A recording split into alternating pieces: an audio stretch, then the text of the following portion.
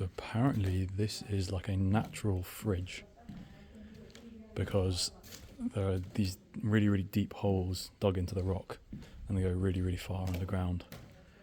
And that allows the food to stay cold because they can store the food down there. Let's see if I can... Maybe it's been filled in. Yeah.